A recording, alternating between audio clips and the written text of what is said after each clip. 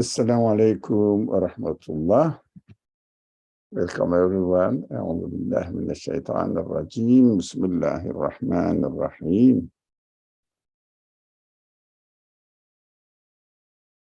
Rabbi shrah li sadri wa yassir li amri wahlul 'uqdatam min lisani yafqahu qawli waj'al li waziran min ahli Harun akhi ishdud bihi azri wa ashriku fi amri كي نسبحك كثيرا ونذكرك كثيرا إنك كنت بنا بصيرا وصل اللهم على محمد وعلى آله وأصحابه وأتباعه وسلم والحمد لله رب العالمين.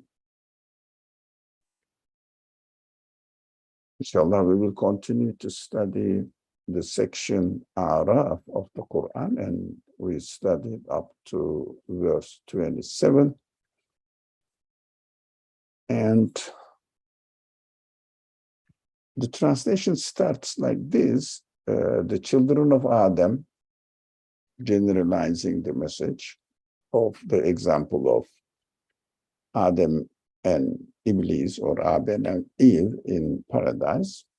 Children of Adam, all of you, don't let Satan seduce you as he did your parents. Example, take example from Adam's story. So it's for you. It means openly saying that, causing them to leave paradise. Now he said paradisical world will be missed if we follow satanic world views, satanic explanations. Now, is it easy to escape from it? I mean, from the whisperings of Satan? Not really. There is a friend who said, not really. I agree. Why do you think it is not easy? Because they lure us, seduce us, or the Satan and his followers now seduce us with some guidance, disguise themselves under some legitimate or reasonable reasons to follow them. How I see it nowadays, they use with their titles, formal titles, such as the experts or the professors or qualified people, and especially in knowledge in their science, present how the universe is working by itself, but they don't say it by itself, without referring it to its creator as if it is working by itself. This tricky language they follow, and also their success in technology. What does it mean? Using the universe in such a way that, I mean, they don't mention that the science is the source of production of weapons to kill people, or inside wars here and there in order to sell the weapons. This is the bigger project.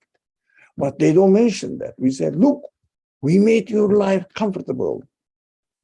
But we should say, excuse me, that's to a certain extent, it is correct. But also you are causing lots of disturbance among relationships with people in order to cause a war so that you can sell weapons that technology produces. They don't say that. They are very clever what to say, what not to say, and hide it. And also, this is the side of this world. But another side is propaganda, advertisements. Oh, they are expert how to find out human weaknesses, make you feel the need, definitely. And when you get it, you will fully be satisfied in your life in this world. They know how to manipulate human weaknesses. We have to be very careful. Very careful. Let me see. About their approach to us. So, let's continue.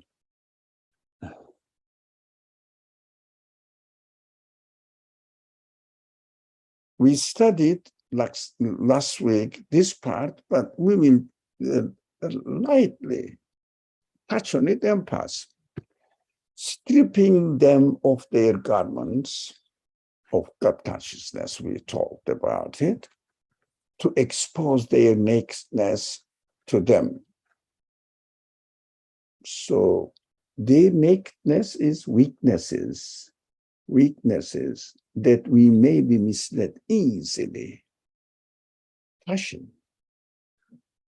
and common culture, norms of the secular society, everywhere. Well, don't say in Muslim countries there is no secular society. No, all of them are secular.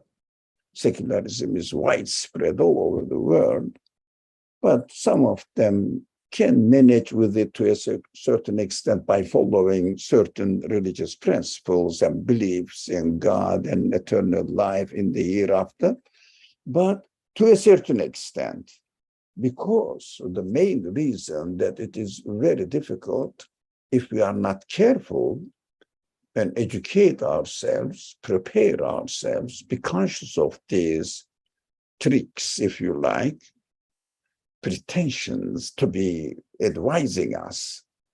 We have to be, because with no exception, all over the world, all education systems are based on secularist understanding of the universe and the any essence of any discipline in education.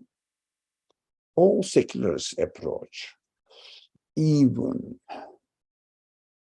when they teach some sort of religion, they look at from secularist perspective.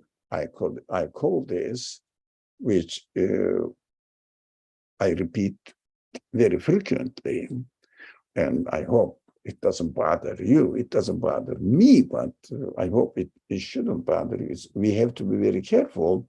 The religion nowadays is presented to us within a secular context and somehow adapted to the requirements of secular life.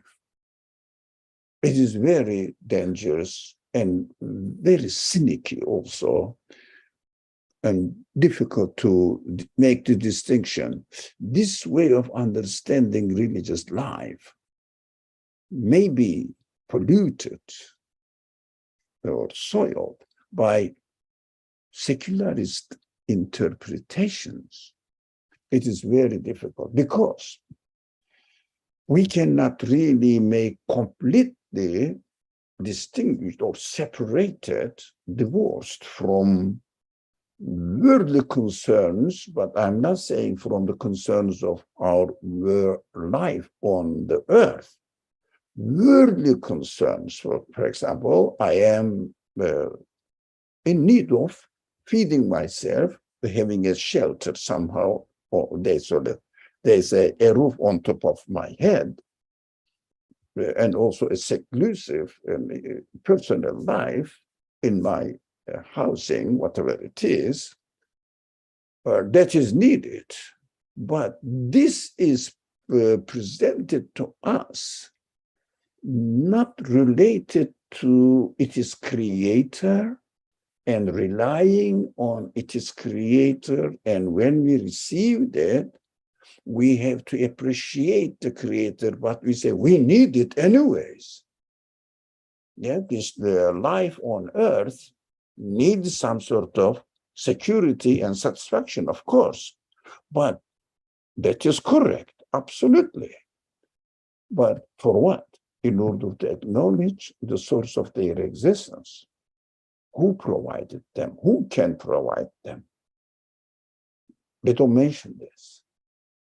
They separate the word from religious life, as if it is an attachment to secular world as an extra burden on us. We have to do this, we have to do that. We have to believe in God. It's an extra work. No, it's not extra. In fact, extra to our existence, but in fact, it is a necessary part of our existence to enjoy our life on earth. So, for example, there are some religious duties that are introduced to us. If we have to follow, if we don't, we will be punished. A fear of punishment also, it makes our religious duties not a source of pleasure, but a source of burden that we have to carry. Otherwise, God may be displeased with me, and the hell is waiting for me. It's a horrible end. I don't know how to guarantee myself from it. Let me do it. Let me do it. It's out of fear. Extra to my life doesn't bring any pleasure to my life, because belief element, seeking refuge with God by presenting our religious, let's say, prescribed duties, integrating it into our life and making a dimension of our life that brings infinite happiness to us, because it is the way of interaction with our Creator. So our spirit who desires eternal satisfaction will be satisfied. We don't experience this. We are presented to do it, this and this. These are the injunctions and prohibitions. We have to do it. We have to keep ourselves from it. It means we should avoid them. It is an extra burden because of the lack of presentation of ritualistic practices of religions, any kind of religion. I'm not specifying it to Islamic prescribed acts of worship. Everywhere, it is an extra thing, that a burden, and not a source of pleasure when I do it. While I am doing it, I am experiencing the pleasure of meeting my Creator. It means pleasure of experiencing the absolute being's presence in my life and feeling secure in my existence, and infinite pleasure of His promises in my creation, not only in the sacred scriptures, the Qur'an, the Bible, the Torah, that the paradise is waiting for you, etc. No. In this belief, that I feel, the belief that makes me understand my existence, including my feelings, are created by Him. So my feelings, He put in my manufacturer's setting, is a promise that they are going to be satisfied. Yeah, that is very important. For example, I use almost similar examples all the time. I use the computer as a typewriter to take notes on the pages and write something for internet emails. Responding emails, not very much other things. But in the computer, there are many other elements or the programs, and the capacity of I think a computer is 100 times more than what I use it. 99% is there. Their present tells me that I promise you, if you learn, you will benefit from it. This promise is from whom? It is engineer or nowadays, it's an example, engineers, but if we apply it to God, the one who created me with these feelings, they are promises from my God that they need to be satisfied, and he promises he will satisfy them. How? After I die. All right, but I want to experience it in order to be convinced that I will confirm the news that in another creation, I will be satisfied by the absolute creator. But I have to have evidence now. So when I perform religious duties here in this world, I understand, I should understand. That's why religious responsibilities, whatever they are, must be presented without being secularized. What does it mean? Without being presented in such a way that these are our duties. No, these are our source of pleasures. And present the prayer, fasting, going on Hajj, on giving to charity, etc., explaining it in terms of my feelings, so that when I perform them, I will be satisfied in my feelings. Oh, God. So it's a kind of pollution, isn't it? Okay, what can we do? So I will be satisfied, but religious duties are separated, divorced from their belief perspective as they are presented to us, mostly by official religious organizations, which are also secularized.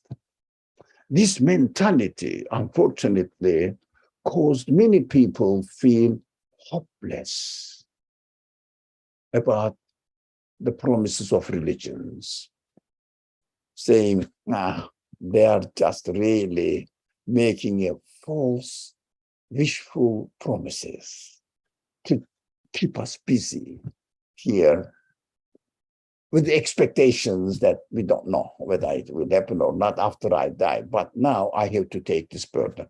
Anyways, I went into a lot. This kind of contradiction. On one side, religion is mostly worldwide secularized, so that the pleasure side is missing. And on the other side, the attractive, beautiful, presented beautifully, the advertisements and interpretations of the scientists, how the universe works, and present themselves as the authorities, experts on making our life more pleasurous by using their productions, technologies. Yeah, I can use it, but I can entertain my life only in this world, but I need eternal happiness, full satisfaction. So it doesn't mean that we all know that it doesn't mean that we shouldn't use them. No, we have to eat. But while we are eating, are we benefiting from the food and delicious food and being satisfied?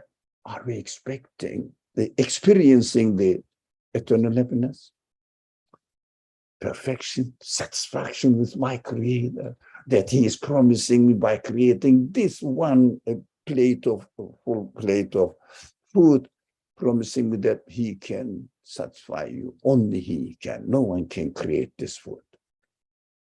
No one can create one element in a cucumber. No one. Nothing.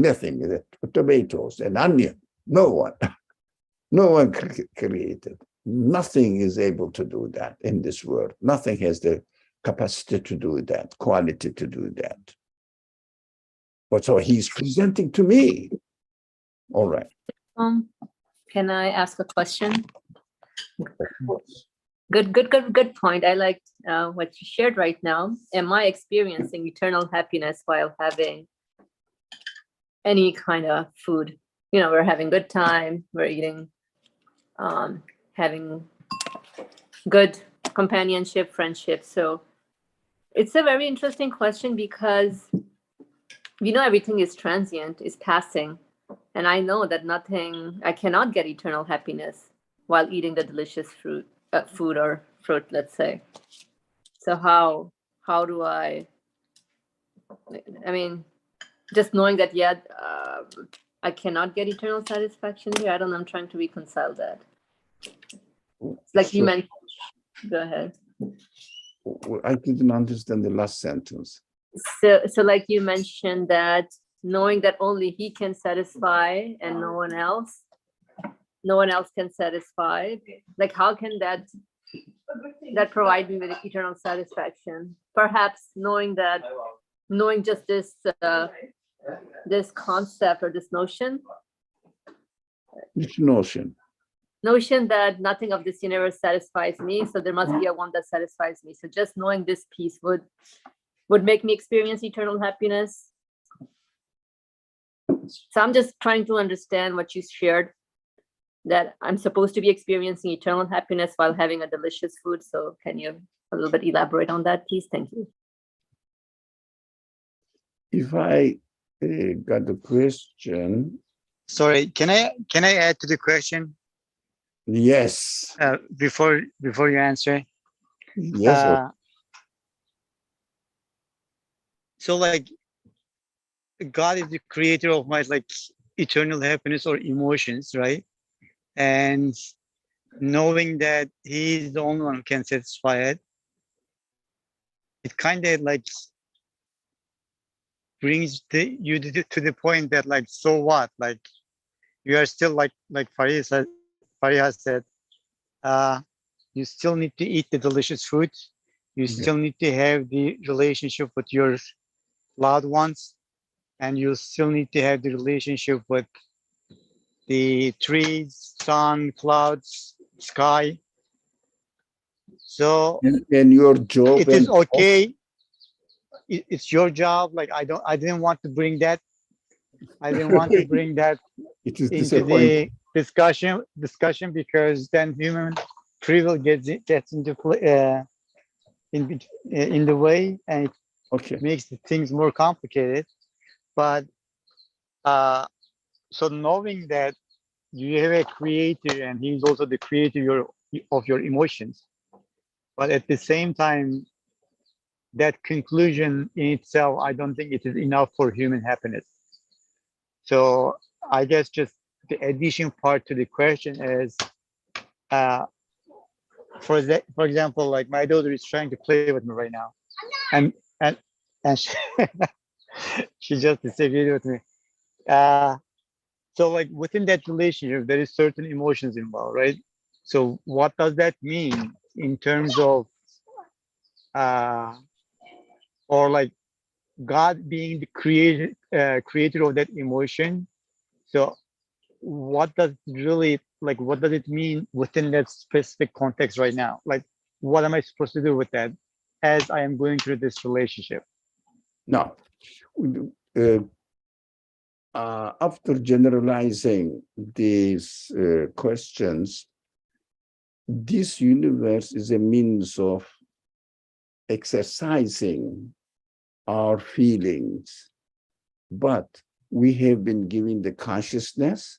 We can always question. For example, as you said, we have to eat, we have to have good relationship, and also we have to entertain our life with being together with our beloved ones, etc. Now, all of them are true, and the universe, if the universe, the elements of the universe themselves cannot satisfy my needs, but at the same time, I have these needs. So I have to question. My consciousness urges me, my intellect urges me to question. So what is going on in this contradiction? I feel that I need permanent satisfaction, maybe full satisfaction, but nothing can provide it. but I need it. So that is a means of transferring my concern from the matter, but what matter points to in its existence. If I get what the matter points to in its existence, it means if I study matter carefully, or the universe, the elements of this universe carefully, we understand that they cannot be the source of their own existence. So there must be something. Something else as an agent to give existence to them with the qualities when we manifested in them. So when we look at the qualities in the creation of everything, you will easily understand that these qualities cannot be coming from their essential parts. It means essential, fundamental parts of the things themselves. They are combined consciously, deliberately, in accordance with the whole order of the universe. So we can easily conclude that this universe must be arranged and given existence by a one who must be not limited with the limitations of this created world, and he must be the source of existence of this created world. Therefore, he cannot be limited, which we call it absolute. So when we realize that the creator of each being, not only the whole universe, of course, whole universe, together with each being in it at every moment, it's a great understanding and perspective that we can have. Our spirit will say, yes, I need this creator, and the universe is a means of reaching out to him as functioning as a sign, because they function as a sign to his existence, necessary existence, actually, without which we cannot explain anything at all. Even when we say, how can I reach satisfaction? It is meaningless anyways. Why do you bother? That's what But I I, understand. sorry, I feel like there is still something missing there. So like uh, going through that like questioning or reasoning or intellectual like process and coming to the conclusion that there is a creator and he's the creator of every single instant, every single experience that I have, and emotions, like whatever you can like possibly think of. So coming to that conclusion is the first part of the process. And to me, it is very actually like it's an intellectual process. But I feel like there needs to be something further than that. So like, okay, I have already come to the conclusion that he is my Lord and he is my creator. And he is creating me right now as I speak. And he is creating the emotions as I experience in that instant. So I think there should be a way for me to put it in practice. Uh, there is only with like, I think that also kind of looks to the secularization maybe you were referring to. There can only be really two ways that you can like have an interaction with anything in this life. One is the horizontal relationship, which you call in this context, you call it secularism, that I love the flower, or I love my child, I love the moon, for example. So relationship is there and there is no room for God or the creator of that like experience. But in the second approach, you are still going to have that experience, but within that experience, there should be a direct communication with your creator within that experience immediately. So for example, like if I feel love within that emotion, I should be somehow making a connection with the creator. Or if I feel hatred for whatever the reason, whatever the experience I am going through, there should be always a way for me to put that in practice, thinking that since he is the creator of everything, he is the creator of that feeling right now in me. So there must be a reason for me, for him to make, like, create this, and there must be a specific message that I am supposed to get out of this experience. And I think, to me, that's how you really put the Tawhid understanding in practice. But whatever that meaning, whatever that message is, obviously it is very personal, and it's like depends on your experience, and it depends on the person and your own personal unique communication with your creator. But I think that that should be the next step after you come to a conclusion that he is the creator of everything and every single experience, every single emotion, every single thought. If I may add to what is being shared, I don't think so there's eternal happiness here. From any type of meaning I extract from this universe, there's no eternal happiness here in what I'm experiencing right now. But if I make more sense of the meaning, because everything is pointing to something that's bringing thing into existence, then that kind of provide me a little, not comfort, but like, okay, maybe should be able to provide me some kind of satisfaction that yes, this universe is just a temporary place where I get to know whoever is setting up the stage, because essentially I'm looking for eternal happiness, and the source that I acknowledge, and that's I don't think you can solace. actually I'm not sure if it is really possible No. to reach the eternal happiness here, but like I think we Not at all. can maybe use the experiences to train ourselves to be able to communicate with our creator at each and every moment. That would bring us maybe closer to that, like, eternal happiness that we are looking for. So it seems like the human journey is seeking eternal happiness, but it does.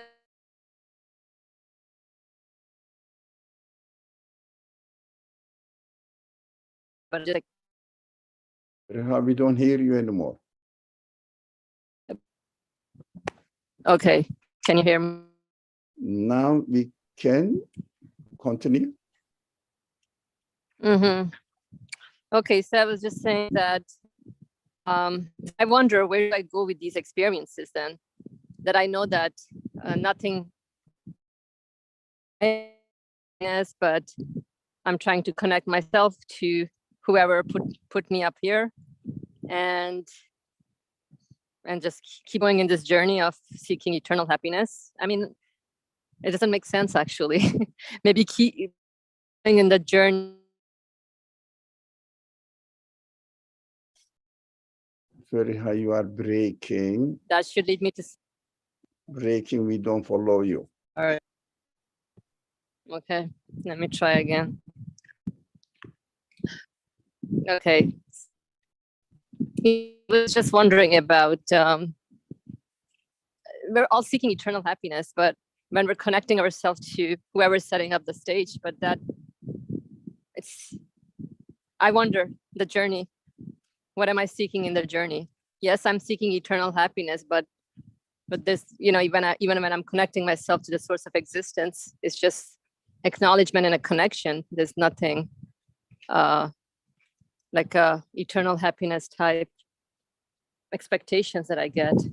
I don't know if you can hear me, or if I may be able to make some sense here. No, we could, last part we could. So thank you. First of all, I'm very pleased that our friends are engaged in the conversation, interactive, perfect. Please keep doing that. That is one. The second is, I thank you for the brother, or my friend, gave an extended our understanding. It was great help. Thank you very much. I appreciate it and expect more from all of you. And thirdly, I say, the last speaker, our friend, I agree with you partially. What does it mean? Yes, we need full satisfaction as a result of our full recognition of the source of existence of our feelings. We can do something, we can be successful by being aware of the creator of our feelings, and also, in addition, being aware that the matter or the material side of the universe cannot satisfy me. I agree so far because our life in its entirety needs full satisfaction, and bodily, I cannot get full satisfaction. I get something and I feel I need more. I feel more. That is correct. But spiritually, as much as I can experience the presence of the Creator as an absolute being in my interaction with the rest of the world, anything, not only food, anything we see and interact with our friends. For example, while our friend was speaking, his daughter was really trying to attract his attention to entertain his presence with him and play with him. Of course, now, what does it mean?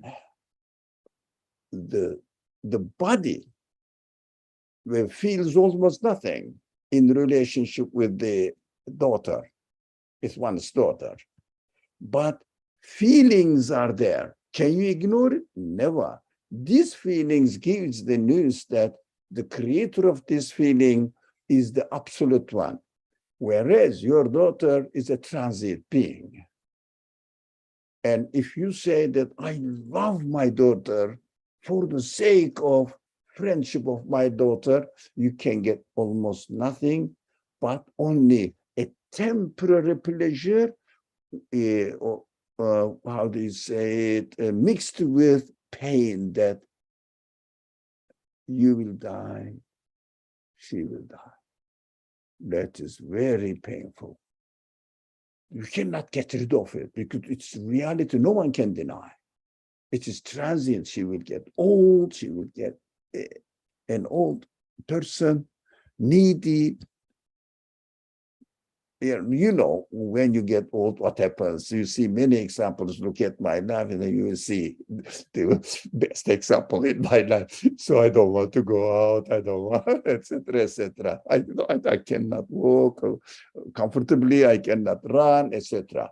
So we understand that there is no full satisfaction, but spiritually, there is as much as there must be, as much as we are aware and conscious of the source of existence, and keep our awareness that we are always interacting with him through what he creates us temporarily.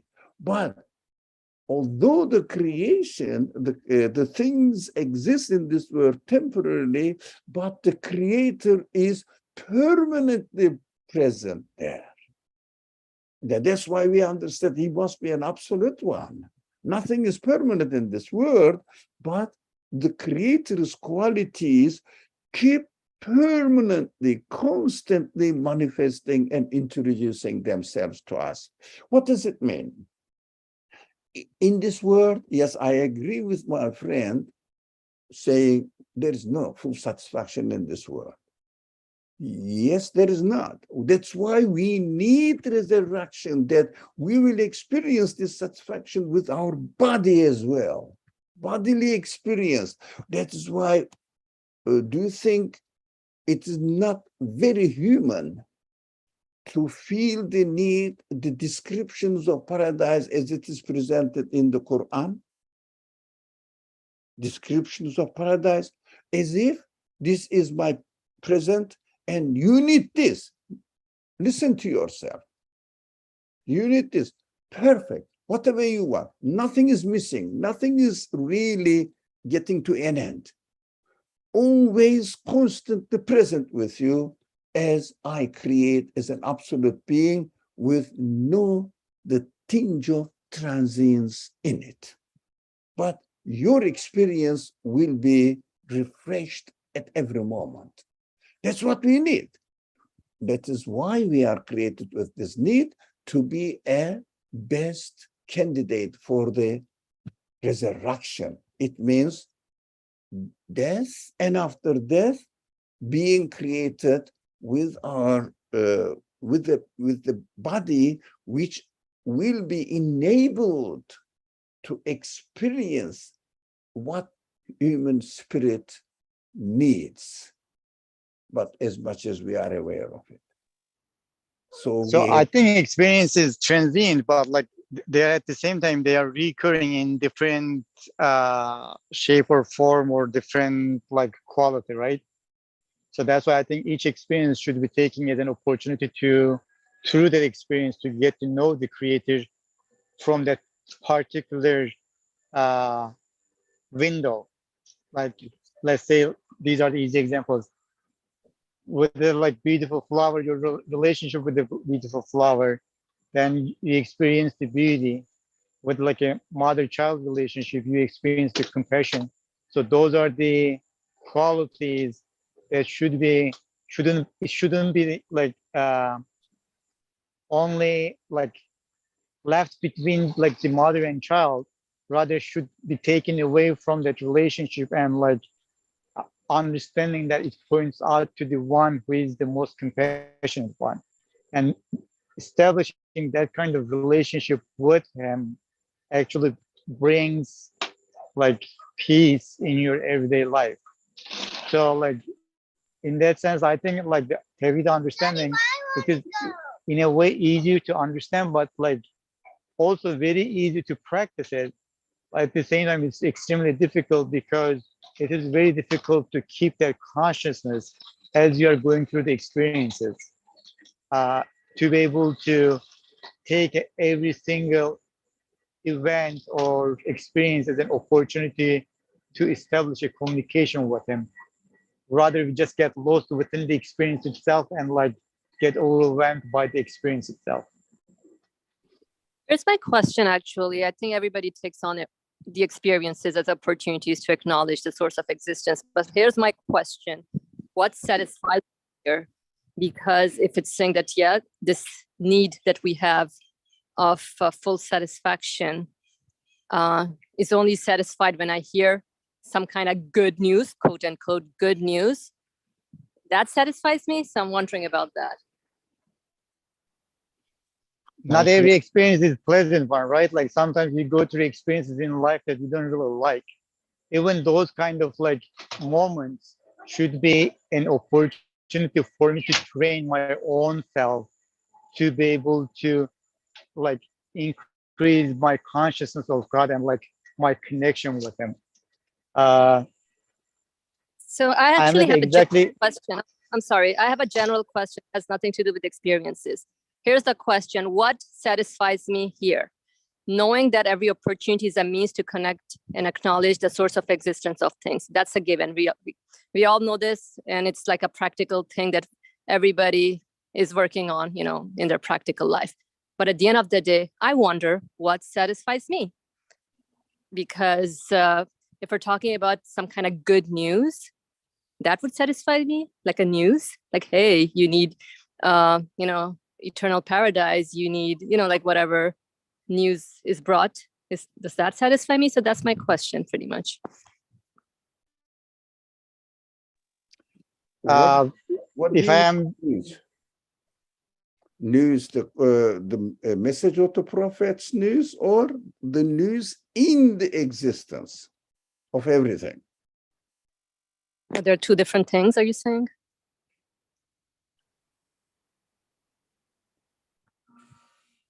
Are they two different things? No, they are related, but they may not be related. Somebody may ignore them, the connection. They ignore, for example, the beauty in the creation and the news in the creation, as well as the news of the messengers They may do that, but we have to combine them. When we combine them, we see that they are telling the same things. Don't they? So the news of the messenger is nothing but what the creator is conveying to humanity. Yeah. And No. that's all that is. That's all there is out there.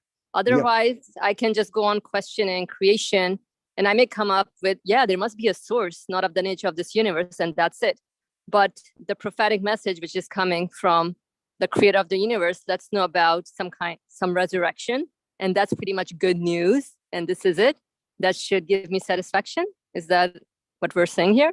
That the good news that the prophetic teaching brings to me, which comes from the creator of the universe, should provide me with good news? Question mark. Yes. So the same creator of the universe is providing the good news through the verbal explanation through the prophets. So we can combine them. Would you like to say something? Well, friend wanted to say, but it is over. No. Okay. Daddy, do you want to come? I sense like basically the transient experience Yeah. kind of destroys the pleasure that you're having right now. Yeah. Knowing that it's transient. Yeah. Just like I'm in a school, I know that the school will end at one point. So how do I enjoy the classes I'm taking in the semester I'm in? And what you learned in the classes. Exactly. So how do I make that more satisfying and meaningful while I'm in the school, knowing that, yay, at the end I will graduate and leave the school, so it's all gone. So if we think about you will that, experience it. right? But I know knowing that, but still getting the pleasure from the experience, that's, I think, where Even the pleasure while you are learning. When you learn something, don't you Right. feel pleased? we need to be So I would ask I would advise my friend, if he doesn't mind, while you are playing with your daughter and taking care of their needs, the needs of the children, don't feel that it is a responsibility. It is an opportunity to experience the pleasure of loving relationship with another person and turning this loving relationship into the loving relationship with your creator and the creator of your daughter. We can transfer it, because if we are aware that the daughter needs to be created, I am absolutely sure that, no question, you don't claim that you created your daughter. No one. So I think that was wonderful, these conversations and communications. Just there's a note from our friend. She says, I think it is possible to experience it. You can try to apply the ideas in these classes. She says, thank you, but hopefully it is true. It is correct, hopefully. Shall we continue at least today to see the rest of what the rest of the verse is saying? So, no, okay. Those people exposed or try to expose our nakedness. Yep. You are naked. It means really you cannot satisfy yourself here. And also there is you have to cover yourself not with garment of God consciousness, but going and getting something from this tree, that hopefully this tree, a piece of paradise, means really piece of this universe, because we read this example of Adam's story as the example of paradise is the universe, and the Iblis represents our represents our ego. It's egotistic side, ego-centered side, and it's Iblis, and also the beauty of paradise and everything, and what the universe refers to speaks to our spirit.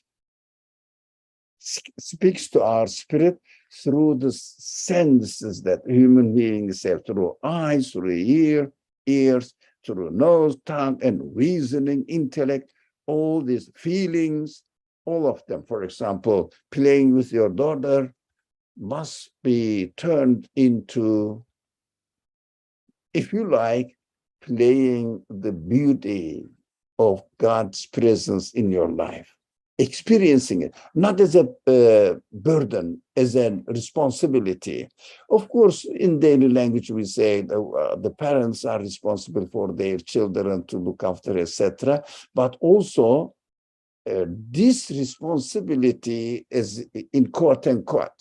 This responsibility is given to us to be used as an excuse, as a means of getting to know the existence of this relationship.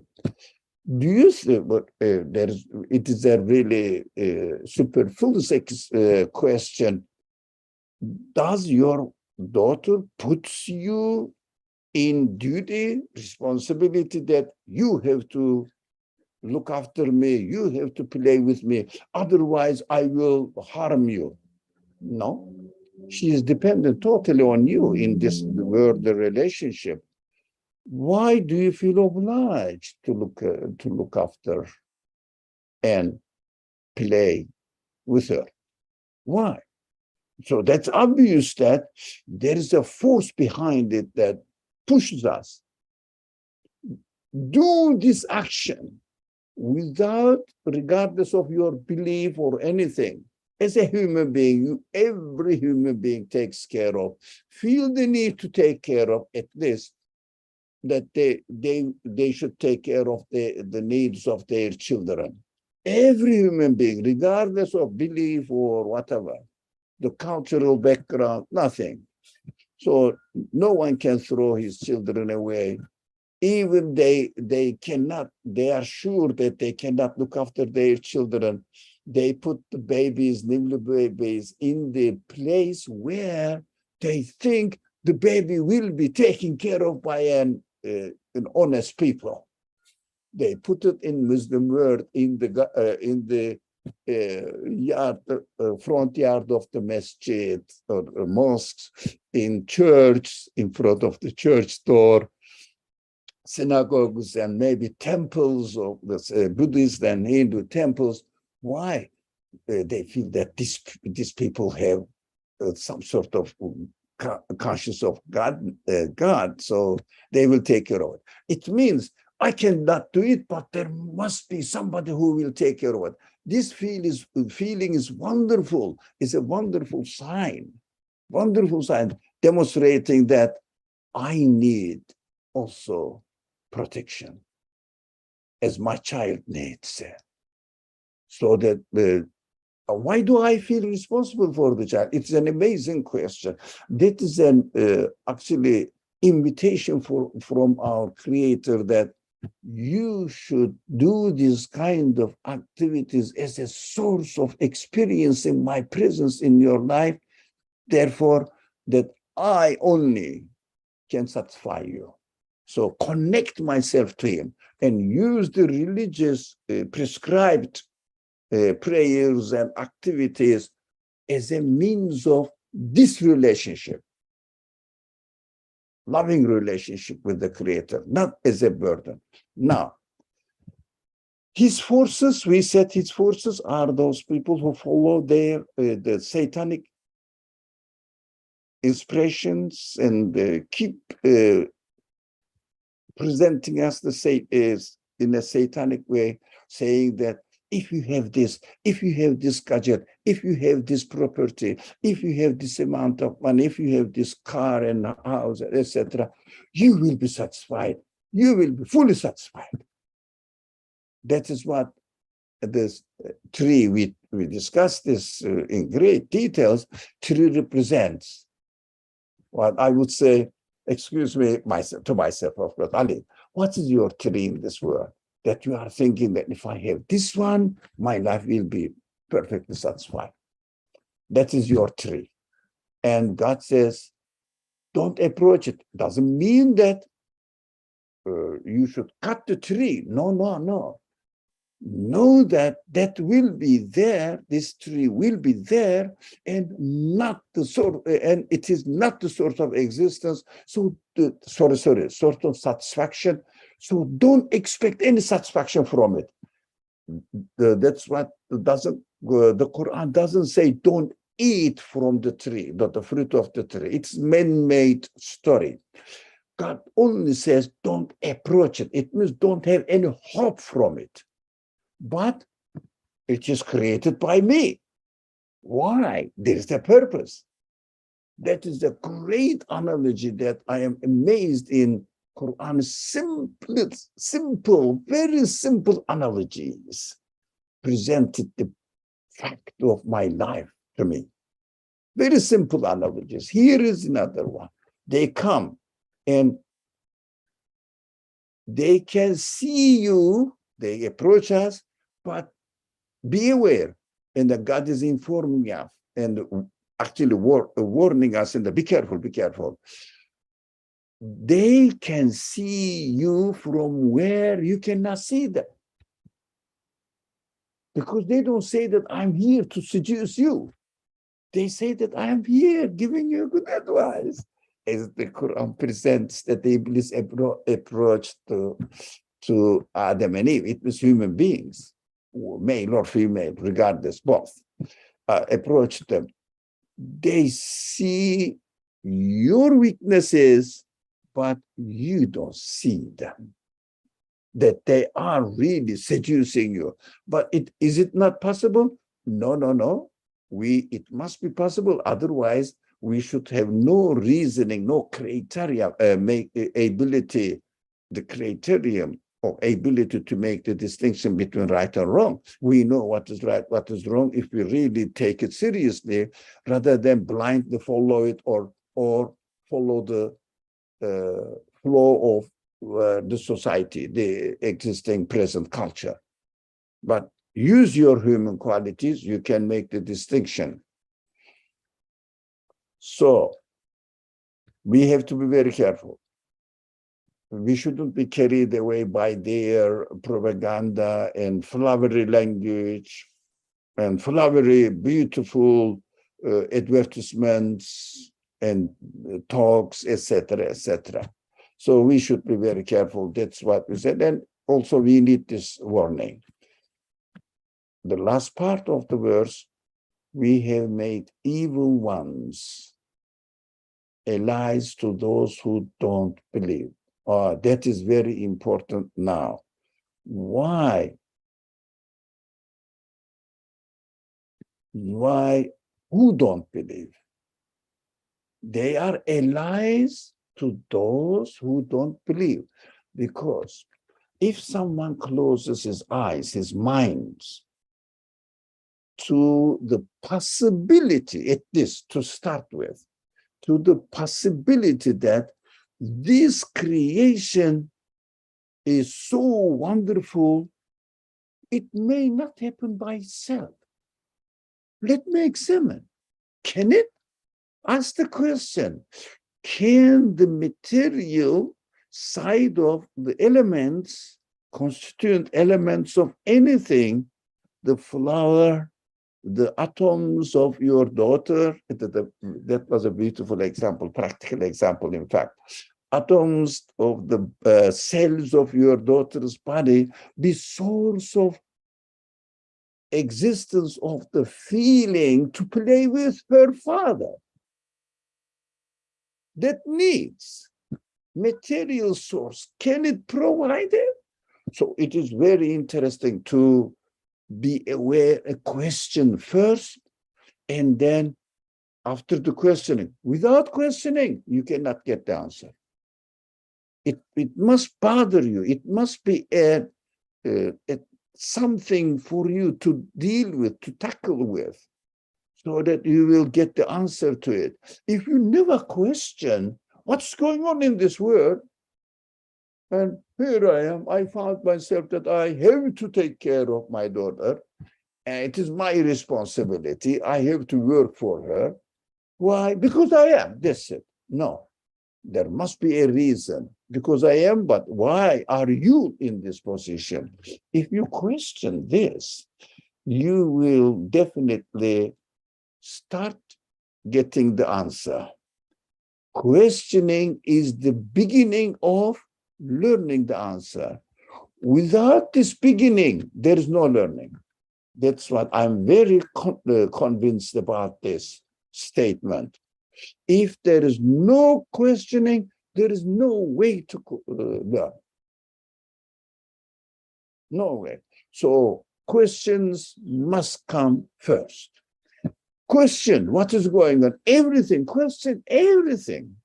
And then you can you can start investigating. That paves the way to get the answer to it.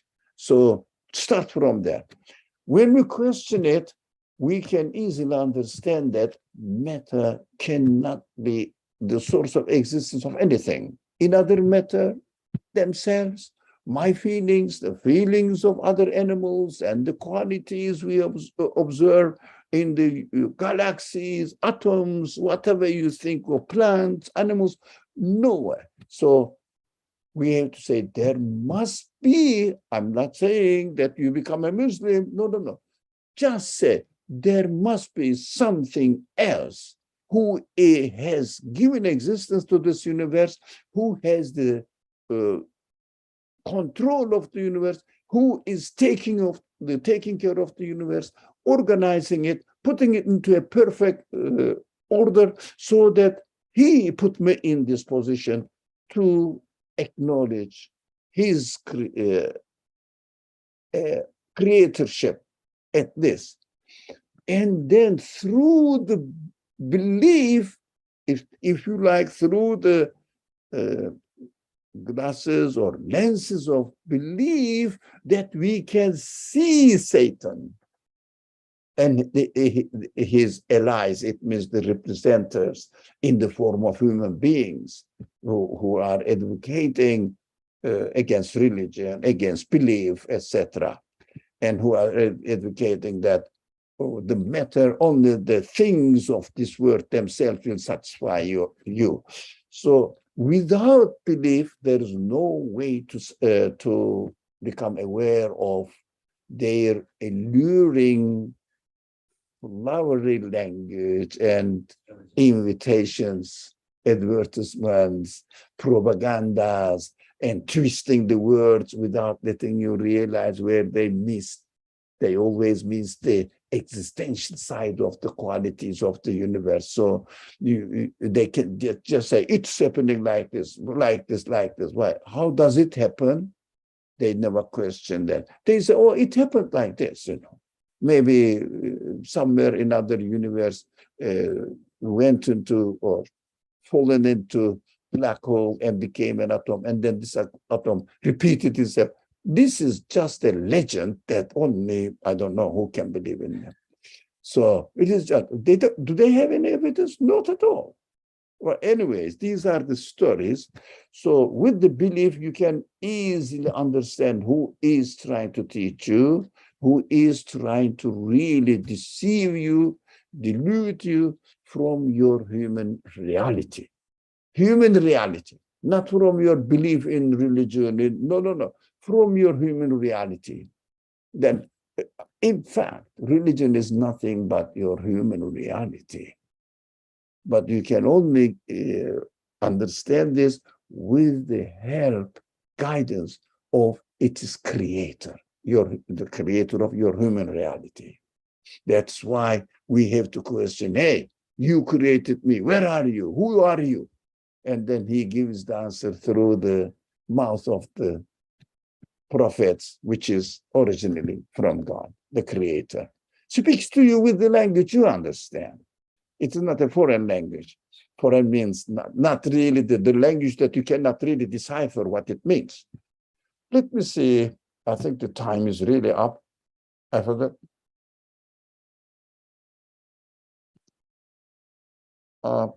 Yeah. Let's move into iPhone. Yeah. One friend with the name of iPhone. He says one must be in conflict with himself or herself. That is the beginning of question. I want this and it doesn't happen. Why? That's a beautiful comment. Thank you. Thank you. All right. I think we have to stop here. And alhamdulillah, we done at a long, with the long sentence. Alhamdulillah. Okay. Any more comments? All right, the time is late. I'm sorry, but we have to stop now. Bismillah ar-Rahman ar-Rahim. Subhanaka la ilma lana illa ma 'allamtana innaka antal alimul hakim wa akhiru da'wahum and alhamdulillahi rabbil alamin bi hurmati sirri surat al-Fatiha.